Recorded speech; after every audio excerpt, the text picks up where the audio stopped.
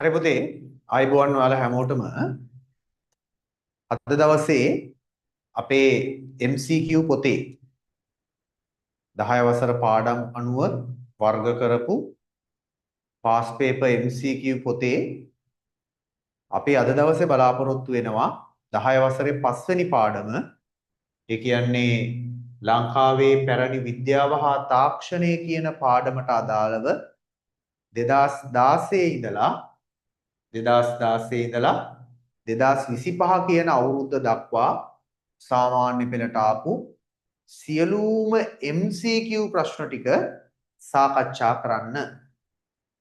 හරිද? මේ වෙද්දී ඔයාලා ළඟ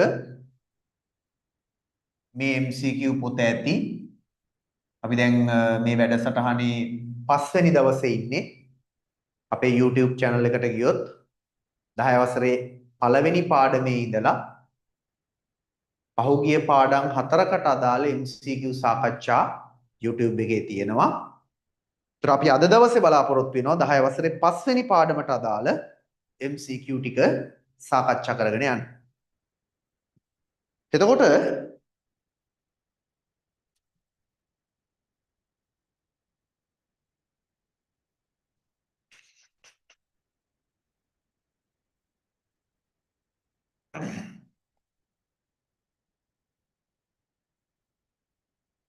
අපි වැඩේට එමු. අපි 2016 ඉඳලා පිළිවෙලට කතා කරගෙන යමු. මේ ප්‍රශ්න අංක ගැන චුට්ටක් මම කියන්නම්. මේක ඔබ ගාව තියෙන පේපර් පොතේ 115 වෙනි ප්‍රශ්නේ. මේක 115 ප්‍රශ්නේ. මම මේ මගේ PDF වෙන වෙනම පාඩමට නම්බර්ස් දාගත්තා. ඒකයි මේකේ අංක වෙනස්. ප්‍රශ්නේ කිසි වෙනසක් නැහැ. අපි වෙලාව අරගෙන මේකට අදාළ තියරි කාරණාත් එක්ක මම ලස්සනට වැඩේ පැහැදිලි කරලා දෙන්නම්. පස්වෙනි පාඩමට අදාළව MCQ මගේ මතකේ නිවැරදි නම් 30ක් විතර 2025 ඉඳලා 2016 ඉඳලා පුතේ 2025 අවුරුද්ද දක්වා පස්වෙනි පාඩමෙන් MCQ 30ක් විතර අහලා තියෙනවා. ඒතර මේ අද දවසේ අපි මේ MCQ 30ම සාකච්ඡා කරන්න තමයි බලාපොරොත්තු වෙන්නේ. right. බලන්න පළවෙනි ප්‍රශ්නේ. අහනවා ස්ථාන කිහිපයකින් අමුණු බැඳ ස්ථාන කිහිපයකින්ම අමුණු බැඳ දිගු දුරකට ඇලමාර්ග මගින් ජලය ගෙන යාම සඳහා යොදාගත් ගංගාව. මතක තියාගන්න ලංකාවේ පළවෙනි වතාවට පළමු වතාවට ගංගාවක් හරස් කරලා අමුණු බැඳලා අමුණු නිර්මාණය කරලා අමුණට පුතේ තව නමක් කියනවා වේල්ල. අමුණට තව නමක් වේල්ල. අමුණු බැඳලා එතන ඉඳලා ඇලමාර්ග නිර්මාණය කරලා ජලය ගෙනියන්න පටන් ගත්තේ ක්‍රිස්තු වර්ෂ පළවෙනි සියවසේ විතර. පුතේ මේ වැඩේ කරන පළවෙනි පාලකයා තමයි ඉලනාග රජු. ඉලනාග රජුරෝ තමයි ලංකාවේ පළවෙනි වතාවට ගංගාවක් හරස් කරලා අමුණක් නිර්මාණය කරන පාලකයා. දැන් මම මේ බාහිර කාරණා කියන්නේ. සමහර විට මේ මම කියන බාහිර කාරණා පහුකාලීන අවුරුද්දක MCQ එකකට අහලා තියෙනව වෙන්න පුළුවන්. නිසා මේ බාහිර කාරණා නොසලකා හරින්න එපා.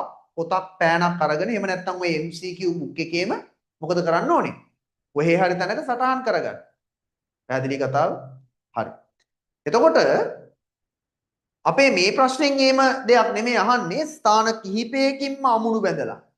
ඒ කියන්නේ ගඟේ ස්ථාන කිහිපයකින්ම අමුණු බැඳලා දීර්ඝ දුරකට ඇලමාර්ග මගින් ජලය ගෙන යාම සඳහා යොදාගත් ගඟ.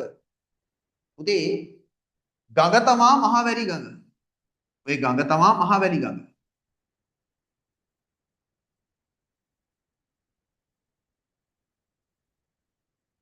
මේක තමා ගඟ. දැන් මම උදාහරණයක් කියන්නම්කෝ. උදේ මහවැලි ගඟේ අතුගංගාවක් වෙච්ච අබන් ගඟ හරස් කරලා නිර්මාණය කරනව ඇල හැර ඇල. ඒ කියන්නේ මහවැලි ගඟේ අතුගංගාවක් වෙච්ච අබන් ගඟ හරස් කරලා ඉස්සෙල්ලාම නිර්මාණය කළා පුතේ ඇලහැර අමුණ නිර්මාණය කළා. ඒ අමුණේ ඉඳලා නිර්මාණය කරපු ඇලට අපි කියනවා ඇලහැර ඇල කියලා.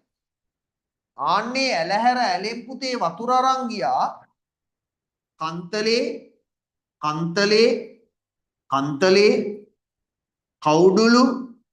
කවුඩුලු මින්නේරි ගිරිතලේ කන්තලේ වැව කවුඩුලු වැව මින්නේරිය වැව ගිරිතලේ වැව මෙන්න මේ කියන වැව් වලට ජලය අරගෙන ගියා පුතේ මෙන්න මේ ඇලහැර ඇලි. එතන එනම් මහවැලි ගඟ කියන්නේ මේ ස්ථාන කීපයකින්ම අමුණු බැදලා දීර්ඝ දුරකට ජලය ගෙන යන්න හදපු යොදාගත්ත ගඟක්. එනම් මේ 2016 දී 5 වෙනි පාඩමෙන් අහපු ප්‍රශ්නෙට උත්තරේ මහවැලි ගඟ. හරි මෙන්න මේ වගේ තොරතුරුත් ලියා ගන්න සුදු පුතේ. මේ වගේ තොරතුරු පස්සේ දවසක පස්සේ අවුරුද්දක MCQ එකකට අහලා තියෙනව වෙන්න පුළුවන්.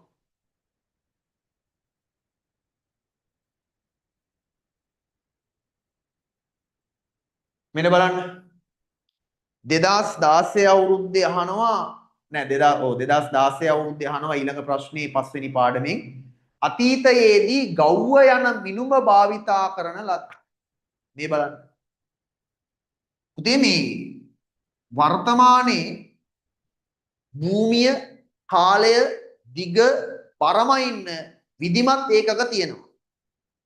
උදේ වර්තමානයේදී වගේම අතීතයේදී භූමිය කාලය දිග පරමයින්න විධිමත් ඒකක තිබුණා.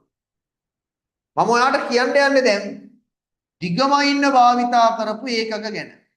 දිගමැනීම ගැන තමයි මම ඔයාලට කියන්න යන්නේ. දැන් මම මේ දිගමැනීමට අදාළ තියරි තොරතුරු ටික කියන්නේ. මේක පට්ට වැඩක් හොඳේ. MCQ එකට නිකන් උත්තරේ කියාගෙන යන වැඩක් නෙමෙයි. තියරිත් එක්ක යන්නේ. හොඳට අහගෙන ඉන්න.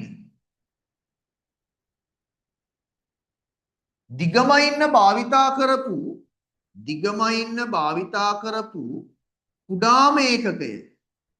කුඩාම ඒකකයට අපි කියනවා පුතේ පරමාණුව කියලා. ඔළුවට දාගන්න.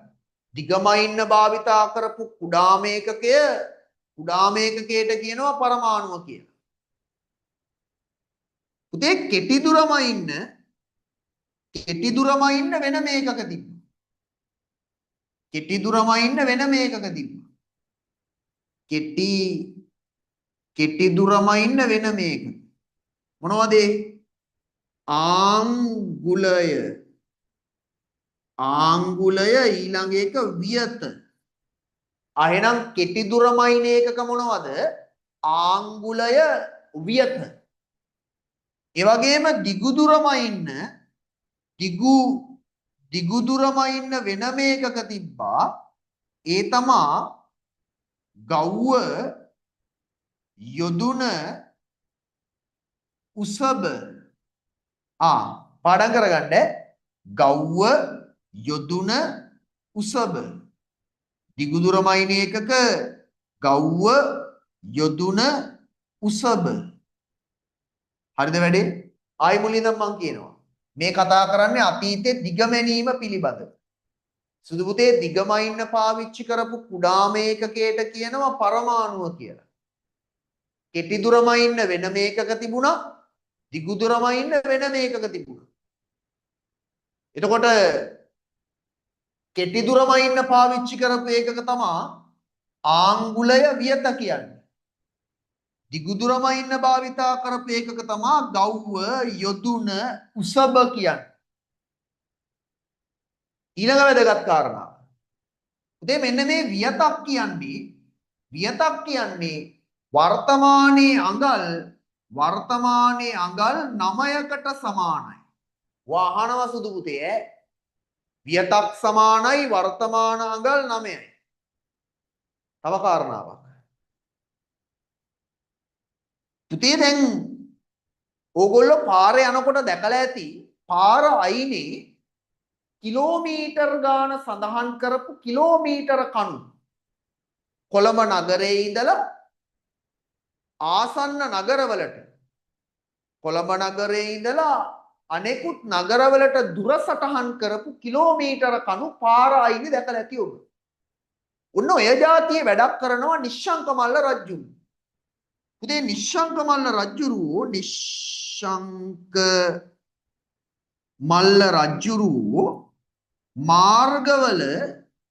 මාර්ගවල දුර මාර්ගයේ නිශ්චිතව හඳුන ගන්න එයා ගව්වෙන් ගව්වට ගාවුත කණු පිහිටෙව්වලු. ගව්වෙන් ගව්ව පුතේ ගාවුත කණු පිහිටෙව්වලු. ගව්වෙන් ගව්ව ගාවුත කණු පිහිටෙව්වලු. එහෙනම් ගව්වෙන් ගව්වට මාර්ගයේ නිශ්චිතව හඳුන ගන්න ගාවුත කණු පිහිටවපු පාලකයා කවුද? නිශ්ශංක මල්ල. මේ මොන මගුලක්වත් නෙවෙයි අහන්නේ ප්‍රශ්නේ. ඔබට තේරෙනවද මම මේ තියරි උගන්වන්නේ? මේ ප්‍රශ්නේ ගොඩ දාගන්න වගේම මේතනින් වෙන ප්‍රශ්නයක් ආවොත් ඒක ගොඩ දාන්නයි මේ උගන්වන්නේ. පැහැදිලි කතාව?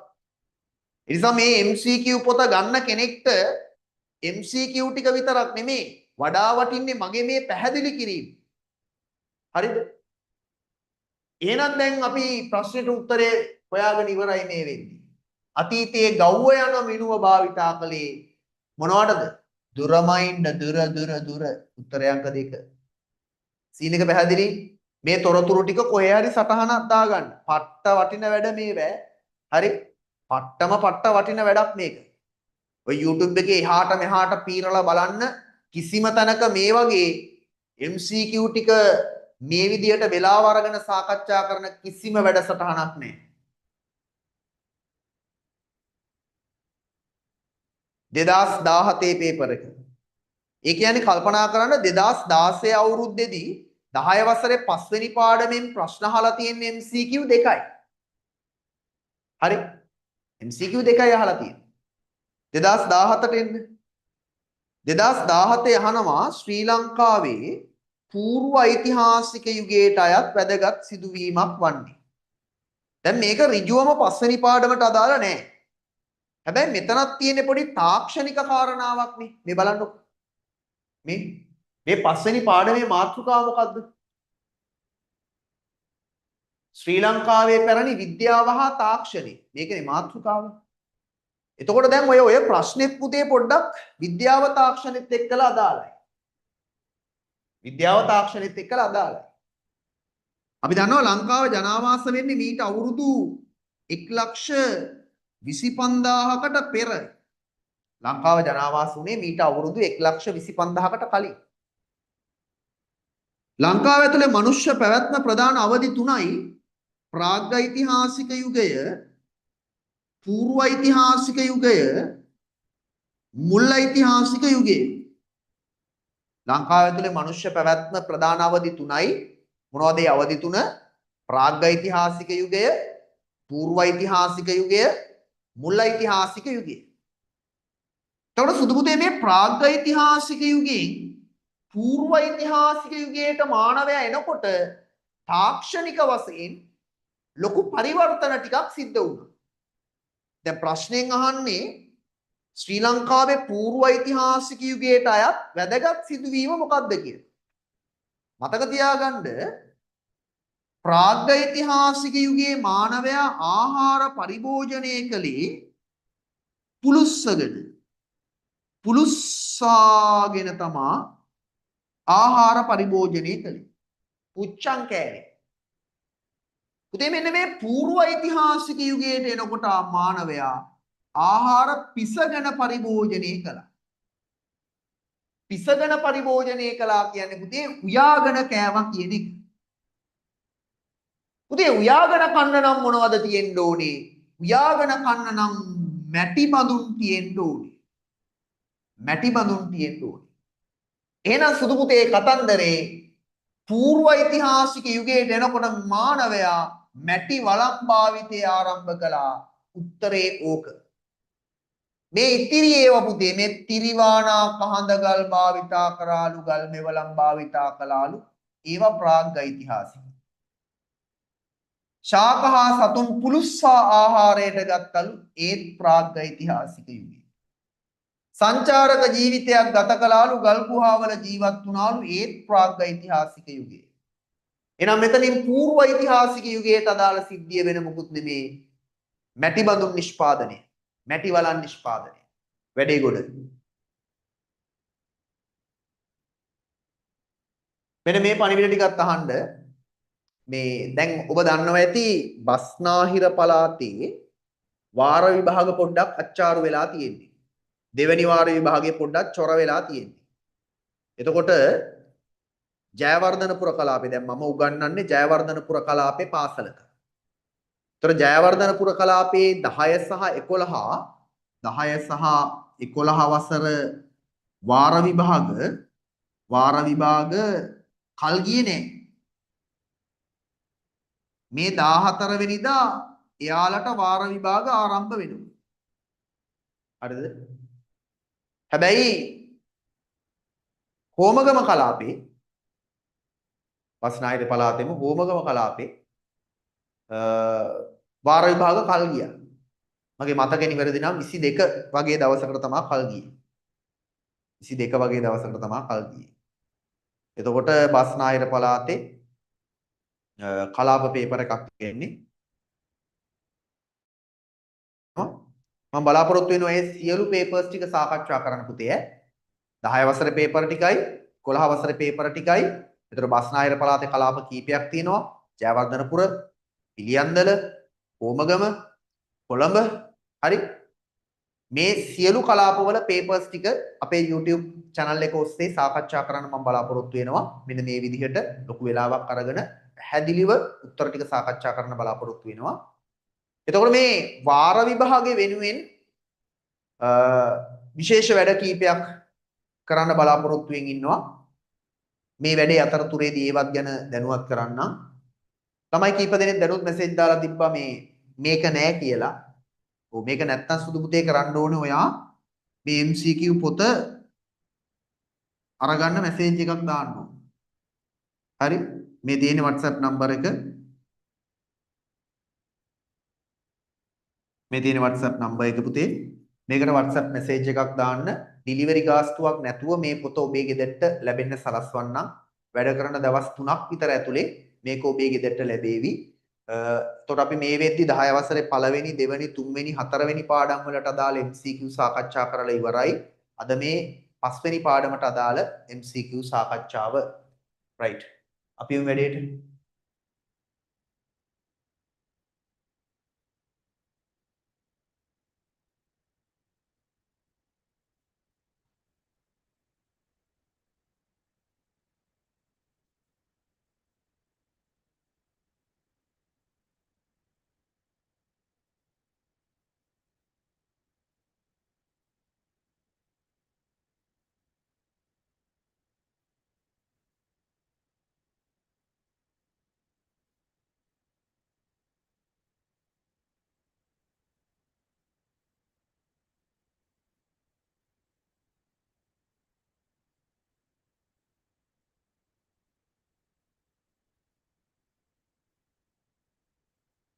මේ ඊළඟ ප්‍රශ්නේ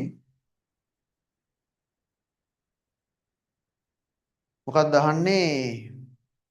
අදින් වසර 3000කට පමණ පෙරදී මෙරට විසූවන් දහනය සඳහා ඔක්සිජන් වායුව අවශ්‍ය බව දැන සිටි බවට ඉදිරිපත් කළ හැකි නිදසුනක් වන්නේ.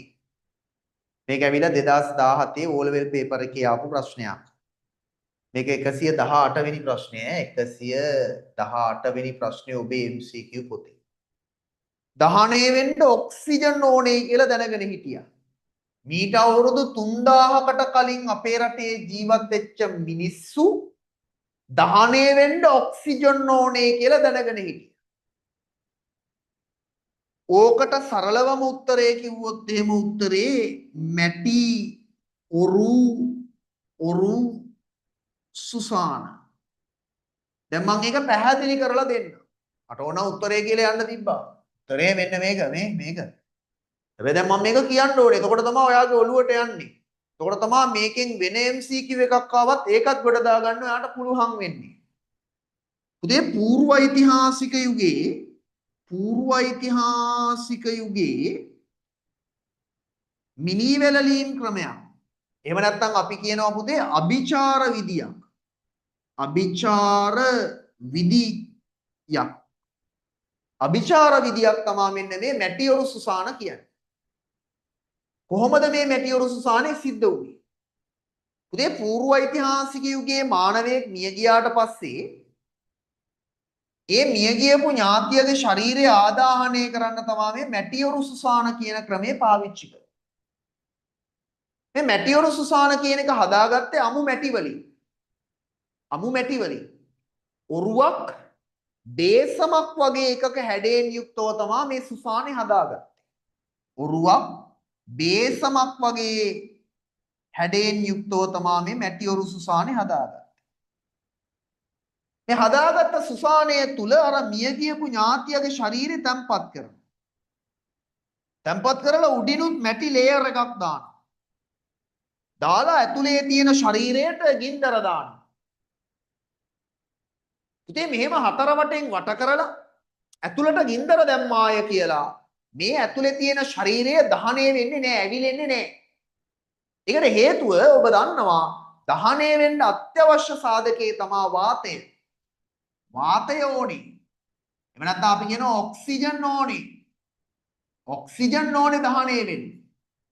ඒතර මේ විදියට ආවරණය වෙච්ච එකක් ඇතුළට මිනිස්සයව දාලා ඇතුළට ගින්දර දැම්මා කියලා ඇවිලෙන්නේ නැහැ.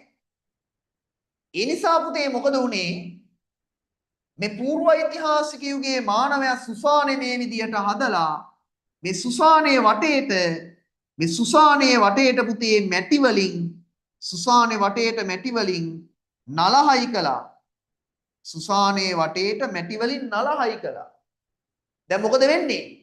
මේ නල මගින් සුසානේ තුලට බොහොම හොඳින් වාතය ඇතුල් වෙනවා. බොහොම හොඳින් වාතය ඇතුල් වෙනවා. දැන් මොකද වෙන්නේ?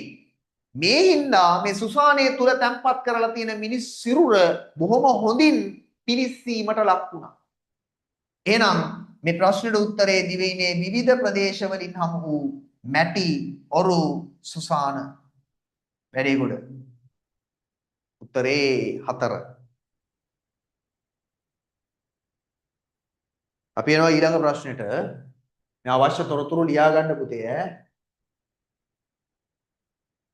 දැන් ඔබට තේරෙයි මේ වීඩියෝ එක මුල ඉඳලා බැලුවා නම් මම මේ කරන වැඩේ කොච්චර ඵලදායී වැඩක්ද කියලා. මම මේ වැඩේ පටන් ගන්නකොට පළවෙනි ප්‍රශ්නේ සාකච්ඡා කරනකොට බාහිර කාරණා ගොඩක් කිව්වා. බලන්න. ඒ බාහිර කාරණා ටික අහගෙන හිටියානම් මේ MCQ එක නැති. මොකද්ද බලන්න අහන්නේ? ලංකා ඉතිහාසයේ පළමු වරට ඔයක් කරහා අමුණක් තැනූ පාලකයා. මං කිව්වා. ලංකාවේ පළවෙනි වතාවට ඔයක් කරහා අමුණක් නිර්මාණය කළේ මෙන්න මේ ඉලනාග රජු. කිරිඳි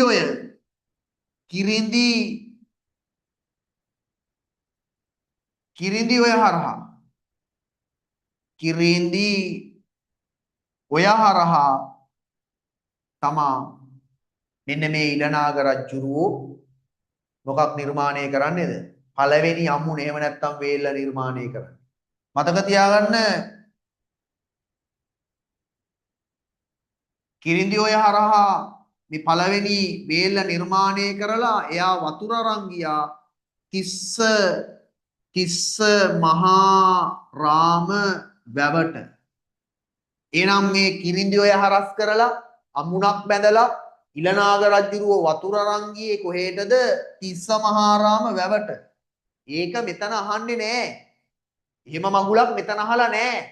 හැබැයි මේ තියරි කාරණාවත් කොහේ හරි ලියා ගන්න. ඔළුවට දාගන්න. ඇයි ඒ? ඔයාගේ අවුරුද්දේ MCQ එක අහන්නේ මෙතනින් වෙන්න පුළුවන්. පැහැදිලි? නිකන් උත්තර ටික කියාගෙන යන වැඩක් නෙමෙයි මේක. ඒකයි මම කියන්නේ මේ වැඩේ පට්ට වටිනවා. මේකේ ඵලදාව ගන්න.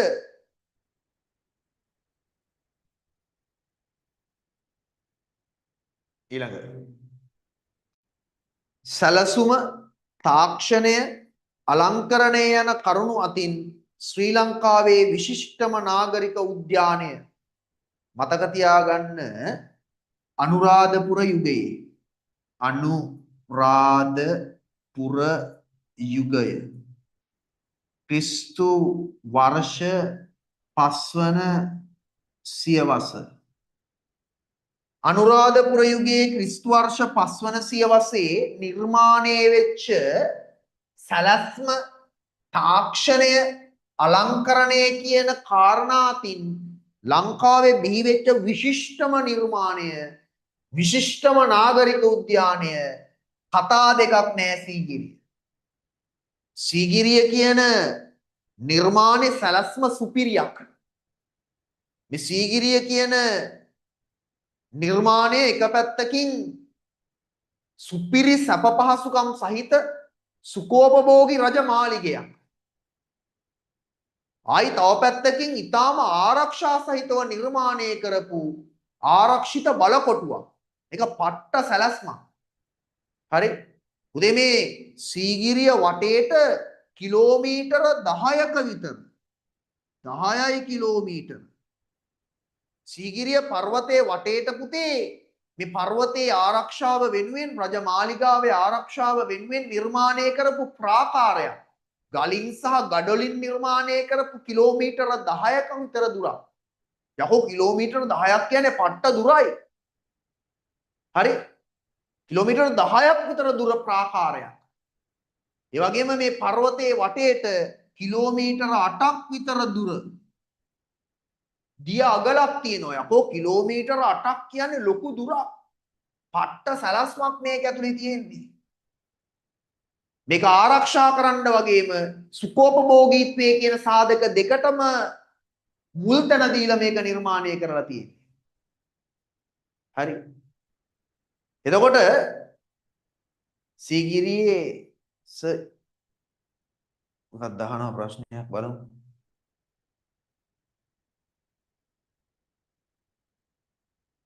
සීගිරියේ කාශ්‍යපට කලින් මිනිස්සු ඉඳලා තියෙනවද?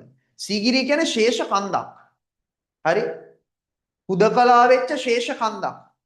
එතකොට කාශ්‍යප රජුරෝ තමයි අනුරාධපුරෙන් කිලෝමීටර 60ක් 65ක් විතර බටහිර පැත්තට වෙන්න තිබ්බ මේ සීගිරිය කියන ශේෂ කන්ද රජමාලිගාවක් විදිහට බලකොටුවක් විදිහට දියුණු කරලා ගන්න. මේක නිකන් ලෙෂර් පාක් එකක් වගේ.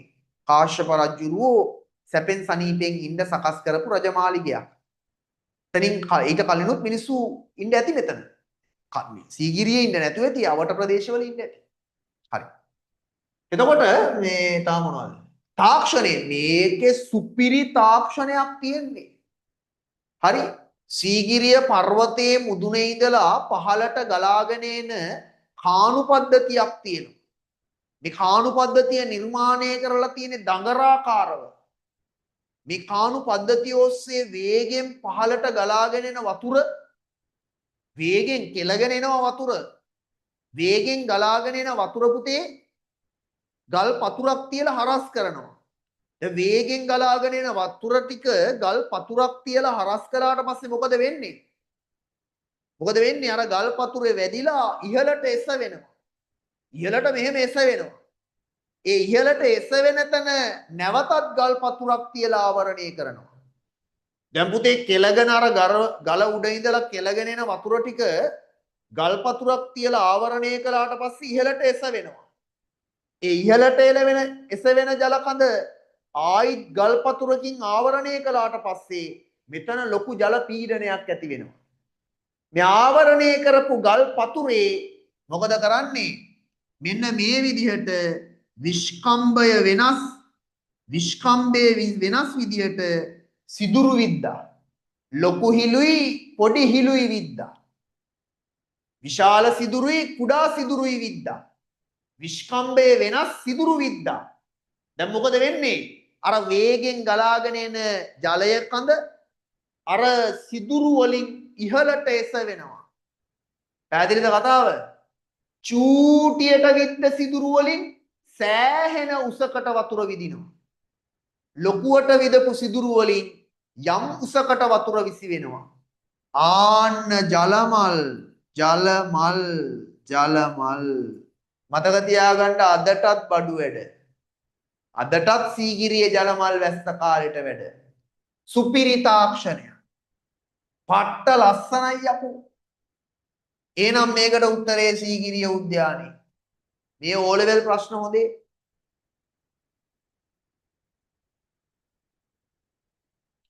මේ වැඩේ පුතේ ෂෙයා කරලා ඔයාලගේ යාළුවන්ව දැනුවත් කරන්න. ඔයා ලංකාවේ කොහේ හිටියත් කමක් නැහැ. හරි. දැන් මේ වැඩේ ඇත්තටම බලන කෙනෙක්ට මේ වැඩේ කොච්චර වටින වැඩක්ද කියලා පැහැදිලි වෙන්න ඕනේ. එක MCQ එකෙන් එක MCQ එකට සියල්ල සාකච්ඡා කරනවා පුතේ. නිකන් උත්තර කියාගෙන යන මගුලක් නෙමෙයි මේක. හරි.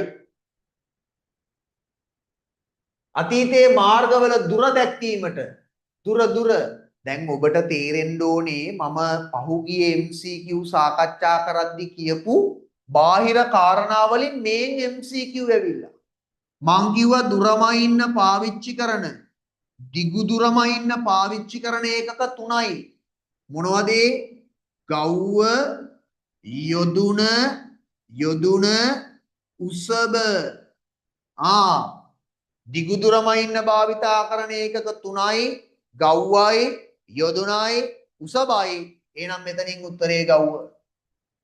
ඊසි පුතා ඊසි. 2018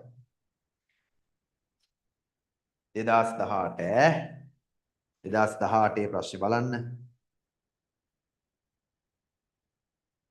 අපි යා කරමු පිරිසිදු තිරිවානා. පිරිසිදු තිරිවාන වලින් තමා පුතේ ශුද්‍ර මෙවලම් ශුද්‍ර ගල් මෙවලම් හැදුවේ. ගල් ආයුධ හැදුවේ. වේගවත් සුලන්දාරා පාවිච්චි කරලා තමා යකඩ නිස්සාරණය කළේ. පුතේ ලංකාවේ යකඩ නිස්සාරණය කළා කියලා සාධක හම්බ වෙනවා බලංගොඩ සමනල වැව ප්‍රදේශයේ. ඊට අමතරව තව හම්බ වෙනවා සීගිරිය අල කොළ වැව. එන ලංකාවේ යකඩ නිස්සාරණය කළා කියලා සාධක හම්බ වෙන ප්‍රධාන තැන් දෙකයි. බලංගොඩ සමනල වැව ප්‍රදේශය, අනෙක් එක සීගිරිය අල කොළ වැව ප්‍රදේශය. පුතේ මේ තැන් දෙකෙන් බලංගොඩ සමනල වැව මෙතනින් හම්බ වෙච්ච යකඩ උදුන සුදු පුතේ තියෙන කඳු බෑවුමක තියෙන්නේ. මෙතන විශේෂත්වය මෙතනට දවසේ පැය 24න් වැඩි වෙලාවක් පැය 12ක් විතර කියලා කියමුකෝ. පැය 8ක් 12ක් පුතේ මේ බලංගොඩ සමනල වැව ප්‍රදේශයට වේගවත් සුලන්දාරා ගලාගෙන එනවා. දැන් සාමාන්‍යයෙන් ඔයාගේ ගෙදර තියෙන දරලිපක් නම් අම්මා මේ දරලිපට දර දාලා මේක අවුලන්න මොකද කරන්නේ? ගාලා පිපිනවනේ. දැන් මේ බලංගොඩ සමනල වැව ප්‍රදේශයේ යකඩ උදුන දල්වන්න කවුරුත් වට වෙලා පින්නේ නැහැ. ස්වාභාවික සුළං බලයෙන් මේ බලංගොඩ සමනල වැව ප්‍රදේශයෙන් හම්බ වෙච්ච යකඩ උදුන ක්‍රියාත්මක වුණේ. එනම් ස්වාභාවික සුලන්දාරා යකඩ නිස්සාරණය යම්මත් තමයි. කුඩා කඳු ගැට දෙක. ඒකේ දෙක නෑ. දෙක දාගන්න ඕනේ ඈ. පොතේ දෙක නෑ ඒක දාගන්න. කුඩා කඳු ගැට දෙක. පුතේ මතක තියාගන්න කුඩා කඳු ගැට දෙකක් යා කරලා තමා මොකක් කරන්නේද? වැවක වැව් බැම්ම නිර්මාණය කරන්නේ. එහෙනම් මෙතනින් ඒක වෙන්නේ වැව. ගඟක නැම්මේ තමා අමුණක් හදන්නේ. ගඟක නැම්මක තමා අමුණක් හදන්න ලේසි. දැන් ගලපමු. BDA මේ තියෙන්නේ සුදු පුතේ උත්තරේ අංක 2 මේන් කියනවා මේ. මං කිව්ව බාහිර තොරතුරුත් ලියාගම් පුතේ අපත යන්නේ නැහැ. උඹලට වරදක් වෙන දෙයක් මං කියන්නේ ඒ හින්දා ලොවෙත් මේ වැඩේ අහගෙන බලාගෙන ඉන්න. ෂෙයා පාරක් දාන්න යාළුවෙක්ට මං ඔයාව ගොඩ දානවා ලොවෙත්.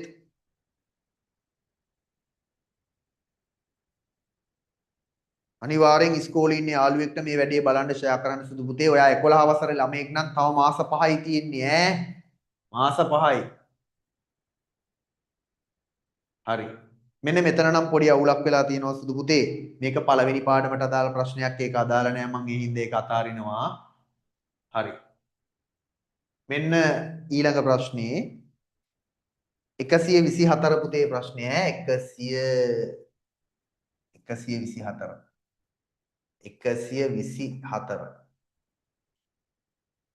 බලන්න මොකද්ද ප්‍රශ්නේ කියලා. අතීත වාස්තු විද්‍යාත්මක නිර්මාණවලදී අපද්‍රව්‍ය කළමනාකරණය පිළිබඳ විශේෂ සැලකිල්ලක් දක්වා ඇති බව නිදසුනක් වන්නේ. අපද්‍රව්‍ය කළමනාකරණය. අපද්‍රව්‍ය කළමනාකරණය කරද්දී අපිරිසිදු ජලය, වැසිකිලි කැසිකිලි ද්‍රව්‍ය විධිමත්ව බැහැර කරන කාණු, විධිමත්ව බැහැර කරන නල, විධිමත්ව බැහැර කරන වලවල් වගේ දේවල් තියෙන්න ඕනේ. අයි කියන්නේ අයි කියන්නේ. අපද්‍රව්‍ය කළමනාකරණය කියන සාධකයේදී අප ජලය, ඒ කියන්නේ අපිරිසිදු ජලය බැහැර කිරීමට, ඒ වගේම වැසිකිලි කැසිකිලි ද්‍රව්‍ය විධිමත්ව බැහැර කරන්න කාණු, නල මාර්ග, වලවල් නිර්මාණය වෙලා තියෙන්න ඕනේ. එතකොට මේ අපද්‍රව්‍ය කළමනාකරණය පිළිබඳව විශේෂ සැලකිල්ලක් දක්වලා තියෙනවා කියලා අපිට පැහැදිලිවම සාධක හම්බ වෙනවා. කොහෙන්ද බලන්න උත්තර 4 කියවලා. කෝ ප්‍රශ්නේ? සීගිරියනුත් යම් පමණක් හම්බ වෙනවා. හැබැයි මෙතන උත්තරේ අපිට ගන්න තියෙන්නේ පුතේ ආලහන පිරිවෙන් භූමිය. ආලහන පිරිවෙන් භූමියේ කැණීම් කරනකොට පුතේ සෑහෙන සාධක ටිකක් හම්බ වුණා මේ අපද්‍රව්‍ය කළමනාකරණය පිළිබඳව. පුතේ මෙතන බොහොම විධිමත්ව සකස් කරන ලද කාණු පද්ධතියක්, නල පද්ධතියක්, ඒ අපජලයේ බැහැර කරන්න සකස් කරපු වලවල් හම්බ වෙනවා ආලහන පිරිවෙන් භූමිය. එහෙනම් උත්තරේ බවට පත් වෙන්නේ ආලහන පිරිවෙන්.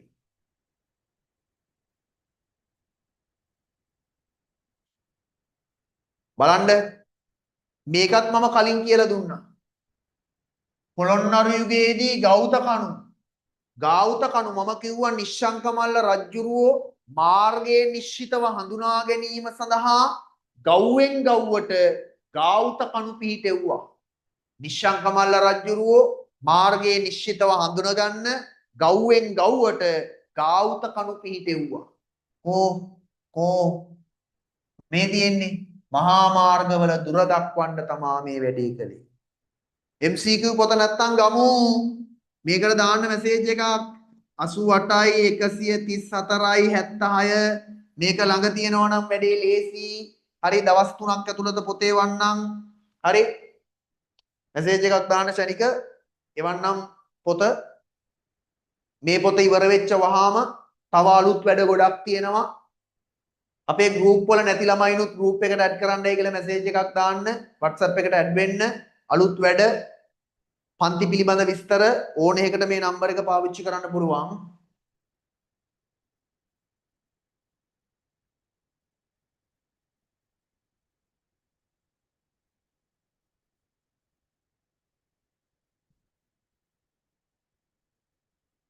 ඊළඟ 127 වෙනි ප්‍රශ්නේ පස්වෙනි පාඩමට දාලා ප්‍රශ්නයක්.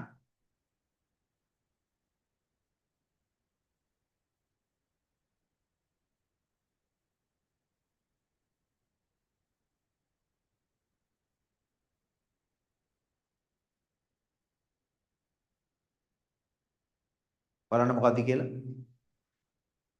අහනවා කලාත්මක බව, ජල කළමනාකරණය, තාක්ෂණය සංකලනය වූ විශිෂ්ට නිර්මාණයක්. කලාත්මක බව ලස්සන වෙන්න ඕනි, සුපිරි වෙන්න ඕනි. ජලය කළමනාකරණය තාක්ෂණය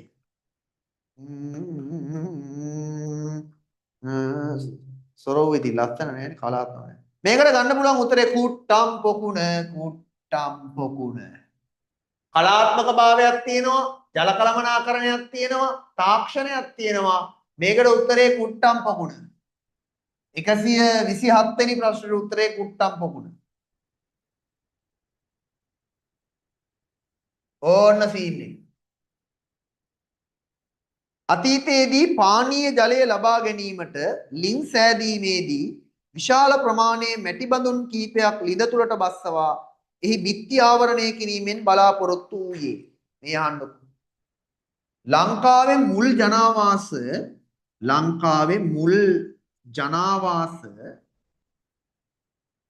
නිර්මාණය වෙන්නේ පුතේ ලංකාවේ වියලි කලාපේ. වියලි කලාපේ තමා ලංකාවේ මුල් ජනාවාස නිර්මාණය වුණේ. ඒ වියලි කලාපේ මිනිස්සුන්ට තිබිච්ච ප්‍රධානම ගැටලුව තමා මෙන්න මේ ජල ගැටලුව.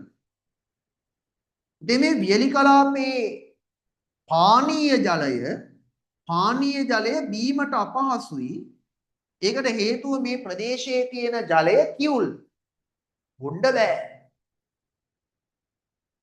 දැන් ඔය කිවුල් ජලය පානය කළොත් ඔය මොකද කෙටි කාලීනවත් අවුල් දිගු කාලීනවත් අවුල්. ඔය කිවුල් ජලය බිව්වට පස්සේ පුතේ කෙටි කාලීනව ඇති වෙන අවුල ඔන්නම් බීලා බලන්න.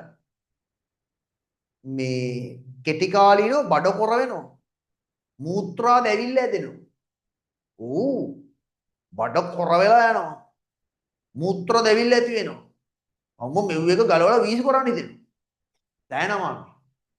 ඒ කෙටි කාලීනවනේ. දිගු කාලීනව මේ කිවුල් ජලය පානය කළාට පස්සේ පුතේ වකුගඩු රෝග ඇති වෙනවා. හරිද? මතක තියාගන්න ලංකාවේ වැඩිපුරම වකුගඩු රෝගීන් ඉන්නේ ওই වියලි කලාපේ. හරි? එන කේස් එකක් ඒක. එතකොට මේ වර්තමානයේ විතරක් නෙමෙයි සුදු පුතේ ඔය පානීය ජල අර්බුදය තිබ්බේ. ඔය ජල අර්බුදය අතීතේ ඉඳලා තිබ්බා.